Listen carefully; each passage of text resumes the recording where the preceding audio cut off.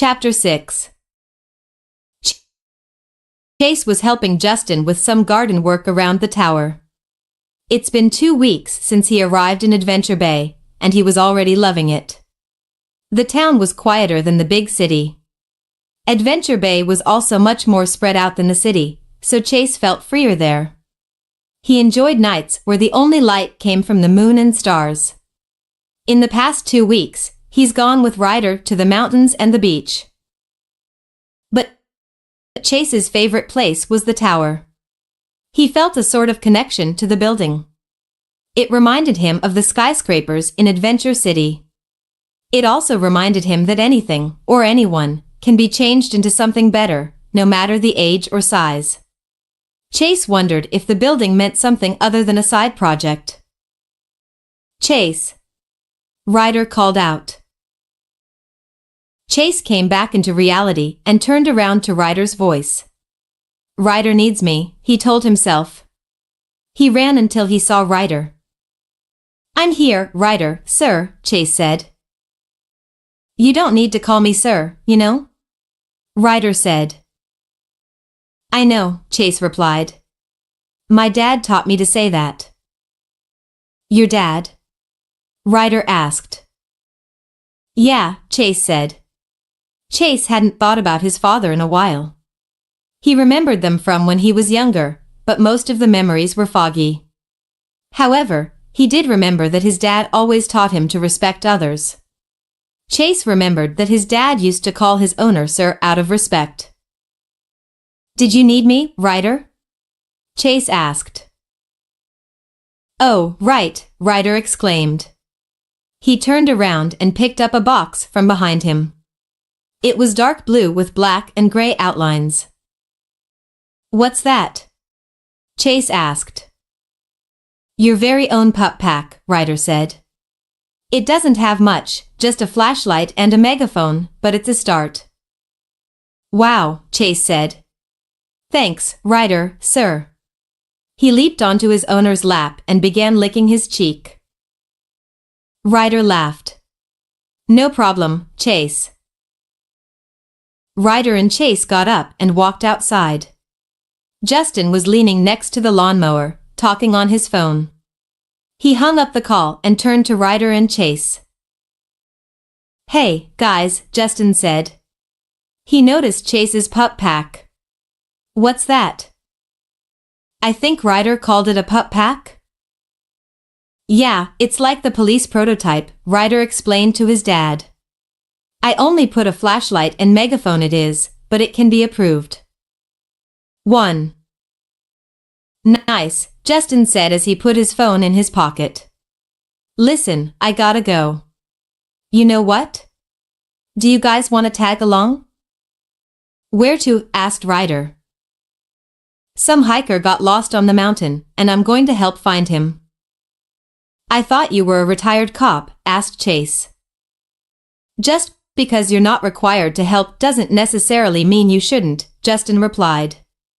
"Since there's no emergency team here, the mountain manager needs all the help he could get." "Then let's go," Chase said excitedly. Justin, Chase, and Ryder hopped into the cop cruiser and drove down to the mountain.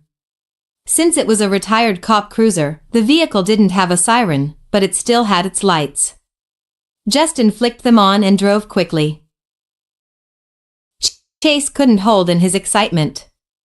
He was finally going to help someone in need. Chase always dreamed of helping others, and now, he was doing it from a cop cruiser. He felt comfortable in the emergency vehicle, as if he belonged in one. Justin stopped the car in front of a wooden cabin and a guy came out. He wore a red shirt, khaki cargo shorts and brown boots. "We're here to help," Justin said. "What's your name?" "Jake," the man said. "I was doing some paperwork since I just started this job a few months ago when I got a call from one of my helpers. He said he was hiking down a trail when he stumbled into a cave where he got lost." 1. "Okay, don't worry," Justin said. "I will head down to the base of the mountain. I saw a couple of caves on the drive up. I will check those out. Ryder and Chase, you two stay here and help Jake here. Yes, sir, they said in unison. Justin got into his car and drove down the mountain. Jake, Ryder, and Chase entered the cabin and closed the door behind them. In the center of the living room was a large table with a map spread out over it. After a closer inspection, Ryder realized it was a bird's-eye view of the mountain. Lines that represented the routes and trails snaked through the map like a large spider web. So, we should mark which trails and routes he could have taken, Ryder said as he picked up a red marker from the table. You don't mind if I... Jake looked up at Ryder. Oh, yeah, dude. Go for it. You can start crossing off trails on this route right here. Jake pointed at one trail behind the cabin. Why's that? Chase asked.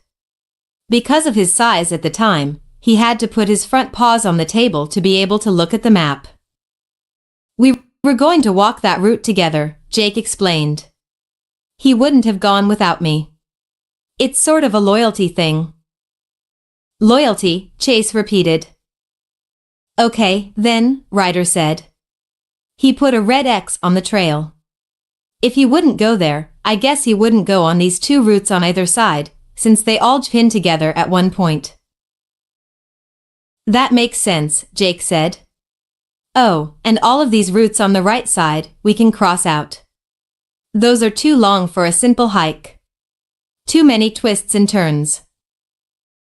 Ryder crossed those routes out and examined the map. So, that leaves us with... I'm sorry, Chase said. Something caught his attention and he had to figure what it was. He sniffed the air. Something gave off a strong smell. Chase lowered his nose to the ground and followed the scent around the room until he found himself facing the couch. He noticed something under there, and he was certain that it was the source of the smell. Chase reached his paw under the couch and pulled it out. What's this? He asked Jake. Jake looked over at Chase. Hey, that's my packet of unopened beef jerky. It has a strong smell, Chase said. Suddenly, he got an idea, and judging from the look on Ryder's face, he shared the same idea. Jake looked back and forth between them. What? He asked. Chase grinned. I got an idea.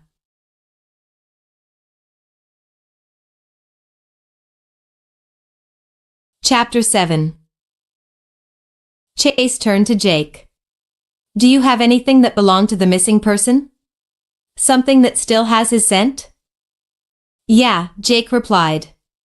He jumped over the couch and grabbed a blue sweater from the TV stand. This is his sweater. He passed it to Ryder, who held it close to Chase's nose. Chase sniffed the sweater. Smells like coffee, he thought aloud. A lot. He drinks a lot of it, Jake said. It also smells like freshly cut grass and sniffs some fruit I've never smelled before. It's sweet but not too sweet. Must be bayberries, Jake said. They're native here. They're delicious. I'll give you a map of where you can find them. Maybe later, Ryder said. He turned to Chase. Can you track him? Ryder, I'm a German Shepherd, Chase said. I can track down anything. Ryder liked Chase's confidence. He thought Chase could make a great leader. Chase lowered his snout and began sniffing the floor. He walked in circles inside the cabin until he found the smell again. It was fresher than the one that came from the sweater, but only slightly. We better hurry, Chase said. The scent's disappearing. Chase followed the scent outside. Ryder and Jake followed him from behind. Chase followed the scent down a trail until it split into two separate paths. He went down this way, he exclaimed. He sniffed the ground and shook his head. No, he went this way. Never mind, he. Arg, I can't figure out which one it is. The scent goes both ways. Chase felt bad. Because of him, someone would stay missing. He failed to do the one thing he should be able to do. Ryder knelt down next to Chase and rubbed his back. "Hey, it's okay, Chase." "I'm sorry, Ryder, sir," Chase said. "I failed. I can't do it." "Relax," Ryder said calmly. "You can do it. Just concentrate." Chase closed his eyes and took a deep breath. He tried sniffing the air again.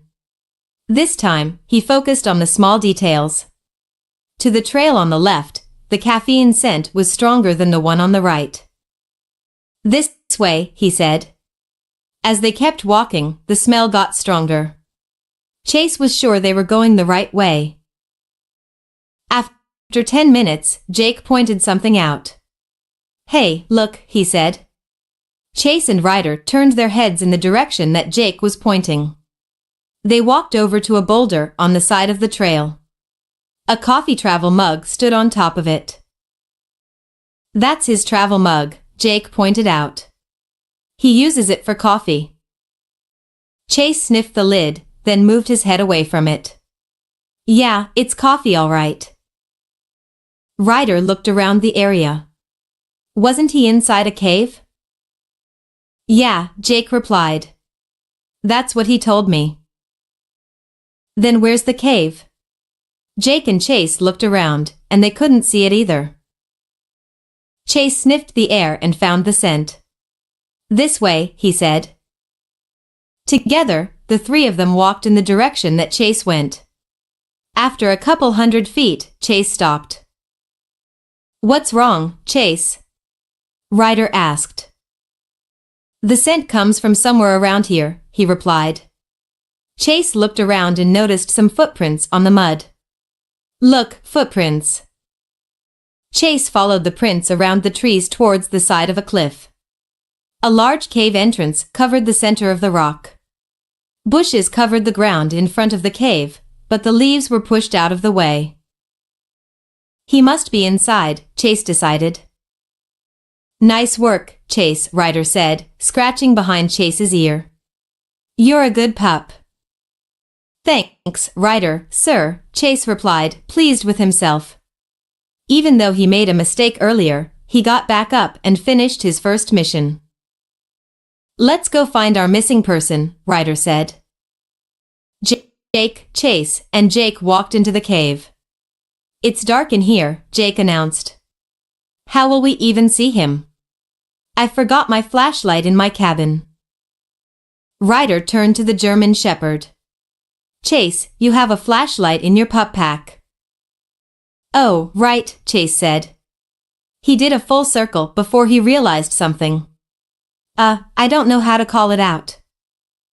"Here," Ryder said. "One day, it will be voice command. But for now, it's manually used." Ryder propped open the side of the box, pulled out a flashlight, and turned on the light. After 30 minutes, they searched for the guy. While they searched, Ryder walked into a cobweb, Chase slipped into a puddle, and Jake crashed into the wall of the cave, twice. They were about to turn around when they heard a voice. "Someone there?" "It's Jake," Jake replied to the voice.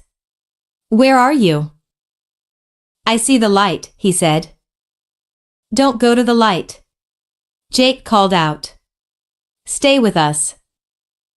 A guy emerged from the darkness. His light gray shirt and military cargo pants were covered with dirt and sweat. His boots were so muddy, they looked like they were made out of mud. His hair was cut short on the side and long on the top, which was pulled back and covered with a black baseball cap. As he walked, he limped to his right a bit.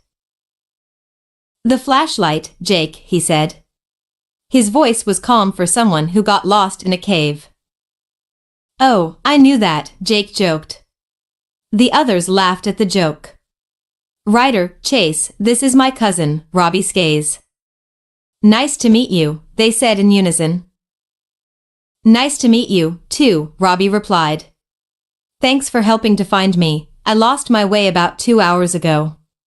If it wasn't for the light, I probably would have gotten even more lost." Happy to help, Ryder said. Now, let's get out of here. We have to contact the others that we found you. The others agreed and made their way out.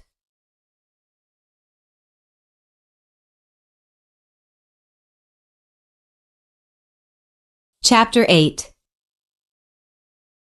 It's been a week since Chase and Ryder saved Robbie. People congratulated them as they walked down the street. The store owner, Mr. Porter, gifted them with a freshly baked pie and a bag of dog treats for Chase. Even the mayor stopped by to speak to them. I wanted to thank you for your help, she told them. It's people and pups like you that inspire others to do the same. In a small town like Adventure Bay, that is very helpful. Anytime, Mayor Goodway, Ryder replied. We're happy to help. If you ever need help, just call us.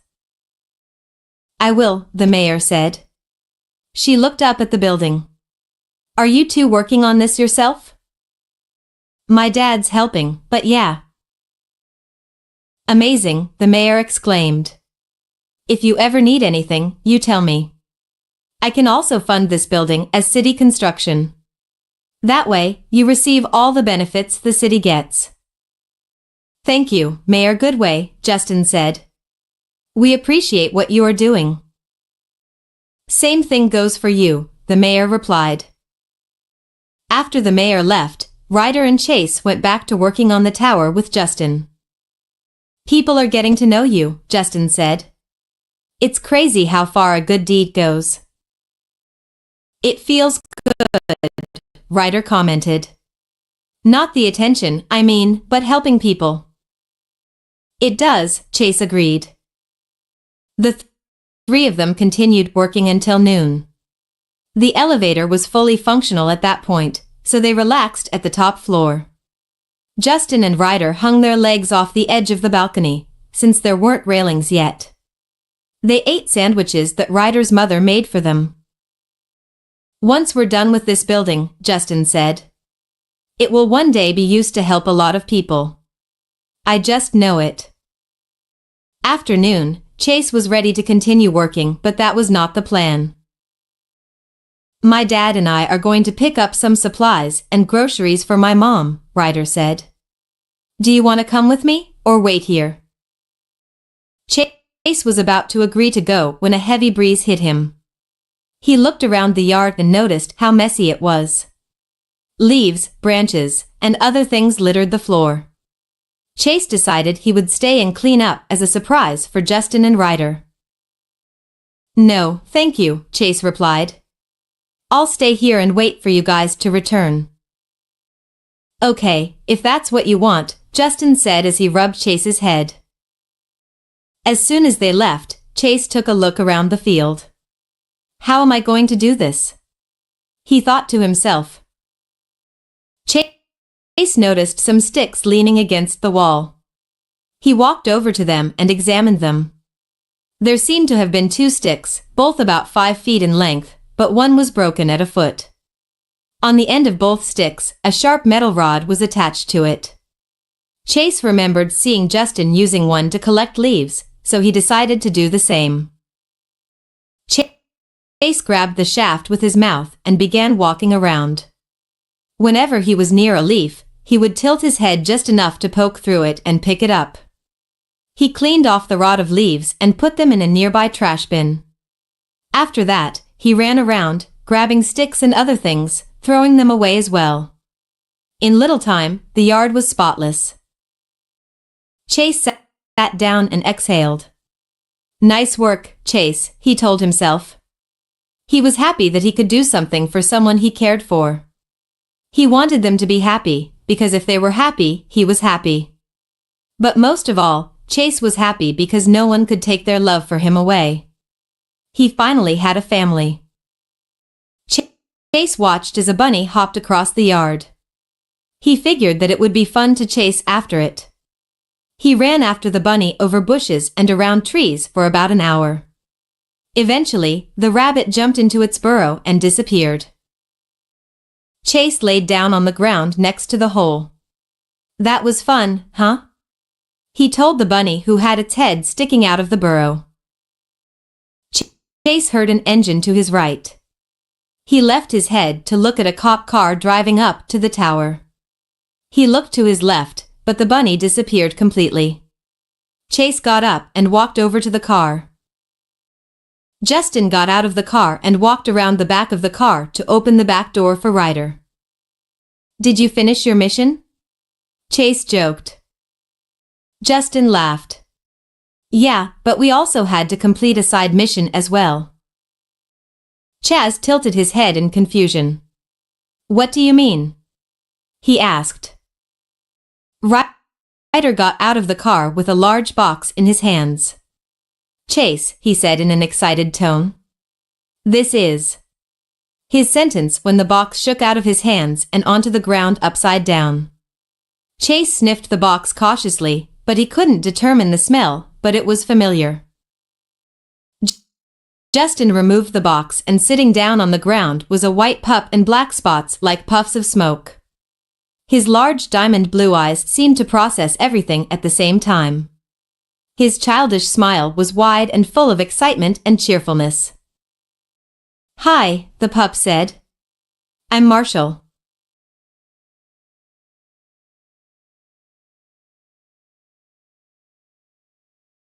Chapter 9.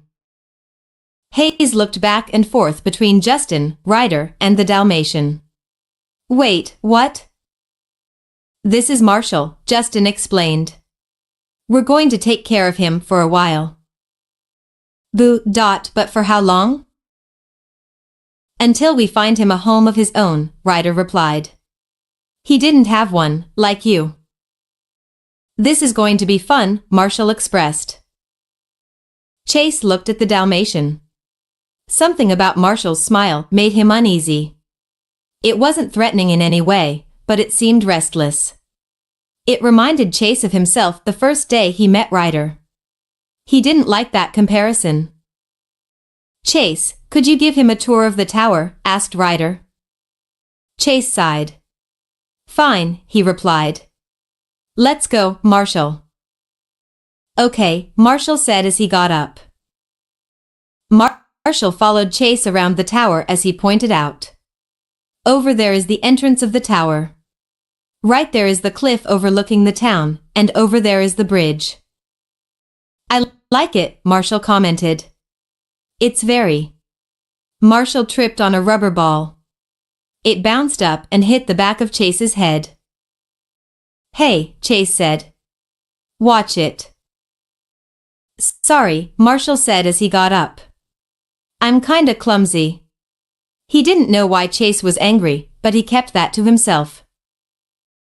"Whatever," Chase said. "Let's go. Dinner's coming up soon." After the tour, Chase and Marshall met up with Ryder for lunch. "Where's Justin?" asked Chase. Oh, my dad had something to do, but he'll be back later," Ryder explained as he grabbed the food. "How did the tour go?" "Okay, I guess," Chase replied. "Nothing too special." Ryder said. "And you, Marshall? What did you think?" "I like it here," he replied. "It feels cozy." "Well, I'd hope so. You'll be here for a while." "So, dinner," Chase interrupted. "Here you go," Ryder said. He set a large bowl of dog food in front of the pups. It was twice as big as Chase's normal bowl. "Why is it so big?" Chase asked. "Because it's for the both of you," Ryder replied without turning to face them. He was pulling his food out of the fridge, where his mom put it. Great, Chase and Marshall thought.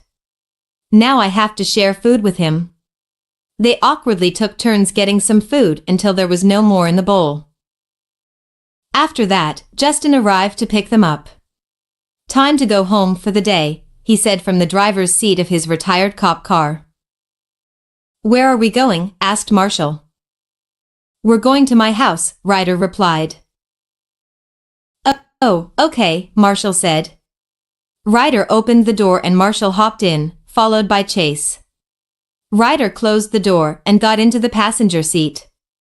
Justin drove away from the tower as the street lights turned on. Chase and Marshall stayed clear of each other. They sat on opposite sides and faced their windows. Chase didn't like that someone new appeared out of nowhere, and his owner cared for them. Last time that happened, Chase got abandoned on the streets of Adventure Bay. Could that be happening again, he thought. No, I won't let it happen. I won't be abandoned. Not again. As Marshall looked out the window, he thought about his past. If it wasn't for Ryder and his dad, Marshall would have been back at the shelter. When they agreed to take him, he couldn't be happier. But now, he isn't sure how he feels. At first, he was glad to hear that they had another pup, a German Shepherd named Chase. He was the first German Shepherd Marshall ever met. He was told that they grow to be bigger than Dalmatians. When Marshall first met Chase, he thought he finally found a friend, but Chase gave him a sour face. He seemed displeased when Marshall tripped. He didn't know if they would like each other. Marshall also didn't see Chase as the fun kind, which Marshall didn't like. He didn't want to go back to the shelter. Okay, Chase won't cause that, he thought. I won't let it happen. I won't go to the shelter. Not again. Hey, Chase said, which pulled Marshall back into reality. Huh, what? Marshall said. We're here, come on, Chase said as he got off. Marshall sighed and followed him. Justin opened the door and they entered the house. Nice house, Marshall said as he looked around. If you like the inside, you should check out the backyard, Ryder replied. Maybe tomorrow, Ryder's mom said. It's time to go to sleep. Marshall, this is my mom, Ryder explained. Nice to meet you, Marshall said. Pleasure's all mine, she said. She turned to her son. You have to go to sleep, young man. Yes, Mom, Ryder said. Come on, Chase. You too, Marshall. Ryder got into his pajamas and got ready to sleep. He tapped his right side, and Chase jumped onto the bed next to him. He spun in a circle and laid down. Marshall, want to sleep up here? Ryder asked. Sure, Marshall replied as he hopped on the bed. He spun in a circle and laid down. He and Chase locked eyes. They looked away from each other. Neither one knew what the other one was thinking, but they both knew the same thing. They weren't going to be alone because of the other. No matter what. After 10 minutes, their eyes got heavy and they fell asleep.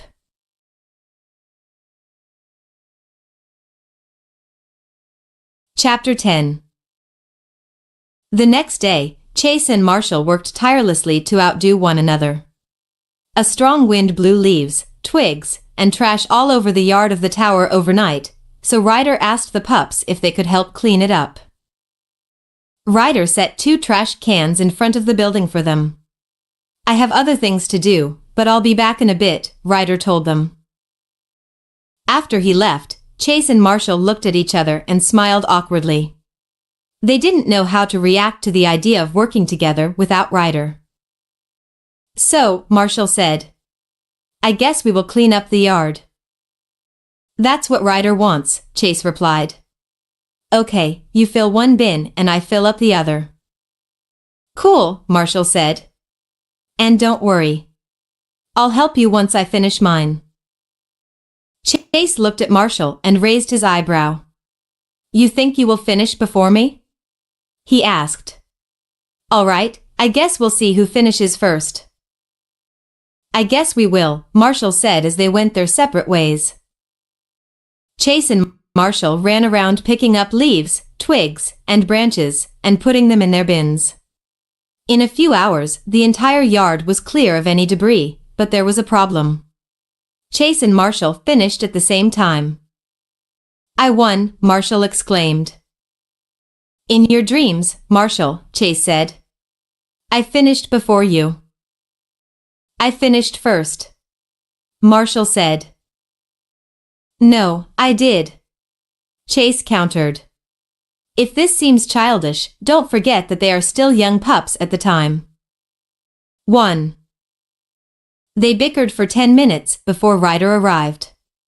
What's going on here? He asked. Chase and I were seeing who could fill their trash bin first, but he won't admit that I beat him, Marshall explained. Because you didn't, Chase responded. Okay, Ryder intercepted. I get you had a competition, but there's no point in fighting about it. You guys are going to be around each other more often. I wanted you two to work together as a team, okay? Okay, Chase and Marshall said softly. Good, Ryder said. Here, take these. He tossed 2 boxes in front of them. They were light gray and black lines ran across the ridges. Marshall sniffed the box. What is it? I call them pup packs, Ryder replied. They hold tools for you to use. What for? It will make it easier to help around the tower. Here, put them on. Ryder helped Chase and Marshall put the pup packs on their backs. It was well balanced and light, so it didn't cause them any trouble. What do they do? Asked Marshall. Ryder pressed a button on the side of the box, and a wooden stake rolled out. You can use this to help pick up leaves and trash. He clicked a button on the side of Chase's pup pack. Another stake appeared on his right. Thanks, Chase and Marshall said in unison. No problem, Ryder said. He left, leaving Chase and Marshall to go around a second time and make sure they didn't miss anything. Despite what Ryder said, Chase and Marshall kept competing in everything to see who was the better pup. When Ryder asked them to do something, they tried to be faster than the other one. In their free time, they had races, played tug-o-war, and other things to see who was better. As it turned out, although Marshall was faster and more flexible, Chase was stronger and more athletic. Every day, Chase and Marshall despised each other more and more. Chase didn't like how clumsy and silly was all the time, even in serious times. For Marshall, he despised how Chase acted bossy and serious most of the time. But sadly, Ryder was clueless to what was happening. One day, Justin called Ryder on Ryder's phone. Ryder here, he said. Hey, Ryder, Justin answered. I just got a call that a local farmer got his pig pen's door broken off the hinges. I told him you could help him with that if you're willing since I'm busy. Sure, Ryder said. He's been working with his hands for a while now, building things from scratch. He recently built a trailer that he could pull with his dad's old ATV. It could pull Chase, Marshall, and a couple of tools without trying to pull apart. Justin himself was very impressed by the 10-year-old. Ryder's old school teachers said that he had an intelligence far more advanced than any of the other students, and it was growing. By the age of 10, he knew everything school had to offer. He graduated years early. Only other student that came close was a blonde girl by the name of Katie. However, they did take some classes here and there to learn more outside of school. That's something I believe that they do when they are not on screen. It would make sense why they know so much. Let me go grab Chase and Marshall, and I'll be on the way, Ryder said. Thanks, Ryder, Justin said. I sent the address to your phone. Ryder hung up and walked over to the pups. They were in the middle of tug-o-war. Chase yanked once more, making Marshall fall. I win, Chase said. Again. Marshall growled. Again, he said, grabbing the rope. I'll beat you this time. Maybe later, Ryder interrupted, making them both turn. We have a job to do. Author's note: Hey, guys, I just wanted to apologize for not uploading in 3 weeks. I have been extremely busy with